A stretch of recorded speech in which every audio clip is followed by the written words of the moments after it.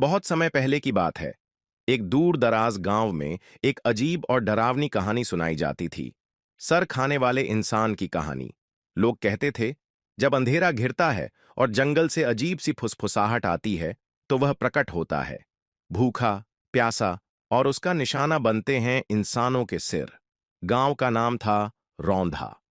यहाँ के लोग सीधे साधे थे, पर हर रात सूरज ढलने के बाद अपने दरवाजे बंद कर लेते, खिड़कियां टाट से ढक देते और दीपक बुझा देते।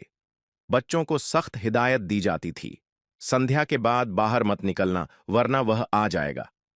उस इंसान का नाम था नागर। एक जमाने में वह भी गांव का हिस्सा था, एक सामान्य किसान। लेकिन एक अकाल के दौर में, जब गांव में खाने को दाना नहीं बचा, नागर ने कुछ ऐसा कर डाला जिसे आज तक गांव वाले माफ नहीं कर पाए। कहते हैं, नागर ने भूख से तड़पते हुए पहले जानवरों का मांस खाया, फिर पागलपन में इंसानों पर टूट पड़ा। पहली बार उसने एक राह चलते यात्री पर हमला किया था, उसकी गर्दन तोड़ी और सिर लेकर जंगल में भाग गया। जिस दिन यह बात फैली, गांव के बुजुर्गों ने मिलकर उसे जंगल में भगा दिया। मगर नागर की भूख नहीं मरी, वह खुद भूख का जीवंत श्राप बन गया। गांव में हर साल कुछ रातें ऐसी आती थीं जब चांद काला हो जाता था, अमावस की रातें। उन्हीं रातों में लोग गायब हो जाते, बस एक चीख सुनाई देती थी, और फिर अगले दिन कोई सिर विहीन लाश मिलती थी। गांव के मंदिर का पुजारी भोलानाथ कहता था, नागर अब इंसान नहीं रहा, वह भूख का राक्षस बन गया है। हर सिर उसके भीतर बुझती आग को कुछ समय के लिए शांत करता है। गांव वालों ने कई बार उपाय किए, मंत्रोच्चारण, हवन, जादूगरों को बुलाना, पर सब बेकार रहा।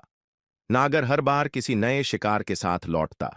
एक दिन गांव में वीरू नाम का एक जवान लड़का उठा। वह बचपन से ही नागर की कहानियों से घबराता था, लेकिन अब उसने तय किया कि वह इस भय का अंत करेगा।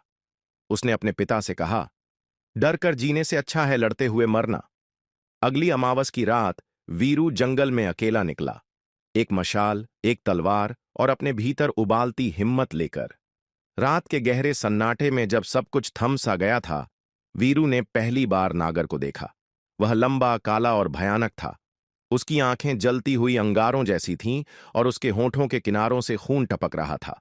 नागर ने गहरी गुर्राहट में कहा, तुम्हारा सिर मेरा भोजन बनेगा।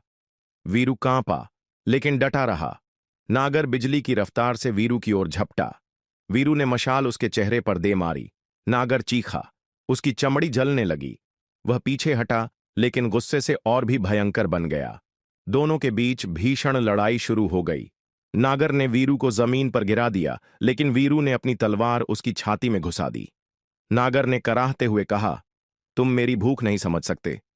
यह श्राप, यह न खत्म होने वाली पीड़ा। उसकी आवाज धीमी पड़ने लगी। वीरू ने आखिरी बार तलवार चलाई और नागर का सिर धड़ से अलग कर दिया। नागर का सिर जमीन पर गिरा और धीरे धीरे राख बन गया। उसका शरीर भी राख में बदल गया और हवाओं में उड़ गया। गांव की मुक्ति उस रात के बाद गांव में कभी कोई गायब नहीं हुआ। अमावस की रातें भी अब शांत हो गईं। वीरू गांव का नायक बन गया, लेकिन उसने कभी घमंड नहीं किया। वह कहता, डर को हराने के लिए तुम्हें उसके सामने खड़ा होना पड़ता है। नागर की कहानी अब भी सुनाई जाती है, पर अब डराने के लिए नहीं, साहस सिखाने के लिए।